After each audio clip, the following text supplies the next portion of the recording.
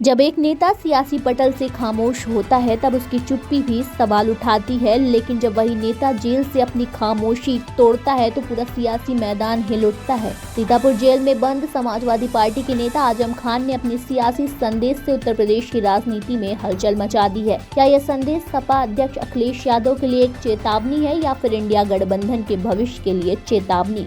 आइए सियासी बयान के मायने को समझते हैं। समाजवादी पार्टी के वरिष्ठ नेता और रामपुर से विधायक रहे आजम खान ने जेल में रहते हुए जो सियासी संदेश दिया उसने उत्तर प्रदेश की राजनीति को नई धार दे दी है। उनका यह संदेश समाजवादी पार्टी के जिला अध्यक्ष अजय सागर के आधिकारिक लेटर हेड पर जारी हुआ है, लेकिन इसके सुर ऐसे हैं जो सपा प्रमुख अखिलेश यादव के लिए मुश्किलें खड़ी कर सकते हैं। आजम खान ने संदेश में सीधे तौर पर रामपुर में हुए जुल्म का मुद्दा उठाया है और उन्होंने कहा है कि जिस तरह से समाजवादी पार्टी ने संभल की घटना पर आवाज उठाई है, उसी तरीके और उसी मजबूती से रामपुर के मुद्दे को भी संसद में उठाया जाना चाहिए था।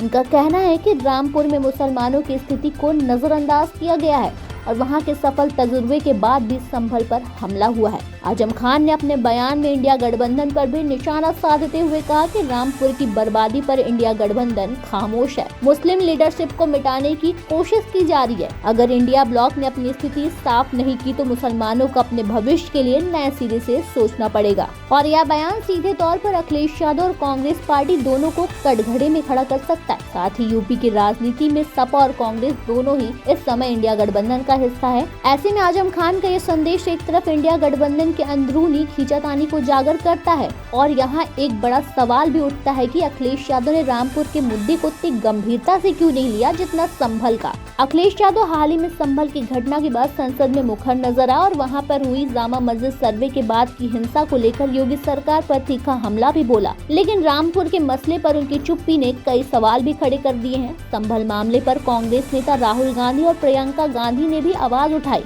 उन्होंने संभल जाने की कोशिश की लेकिन प्रशासन ने उन्हें रोक दिया। वहीं रामपुर के मुद्दे पर कांग्रेस और अन्य विपक्षी दल खामोश रहे। आजम खान ने इस चुप्पी को लेकर इंडिया गठबंधन को कटघरे में खड़ा कर दिया है और आजम खान का यह बयान सपा और कांग्रेस के रिश्तों में तनाव बढ़ा सकता है। और साथ ही आपको यह भी बता दें कि मुस्लिम वोट बैंक जो हमेशा से सपा का मजबूत आधार रहा है, इस बयान के बाद सपा से सवाल करने लगा है। ऐसे में अब अखिलेश यादव को इस मुद्दे पर साफ रुख अपनाना होगा। गौरतलब है कि हाल ही में चंद्रशेखर आजाद ने जेल में आजम खान से मुलाकात की थी, जिसके बाद से ही कयास लगाए जा रहे थे कि आजम खान अपनी खामोशी तोड़ सकते हैं। उनके सियासी संदेश ने न केवल इस कयासों को सही साबित किया है बल्कि यूपी की राजनीति को नई दिशा भी दे दी है। अब सवाल यह उठता है कि अखिलेश यादव और इंडिया गठबंधन आजम खान के इस बयान का क्या जवाब देता है और क्या यह बयान सपा के भीतर किसी बड़ी बगावत का संकेत है या फिर सिर्फ एक सियासी चाल। इतना तो तय है कि आजम खान का यह संदेश यूपी की राजनीति में लंबे समय तक चर्चाओं का विषय रहेगा।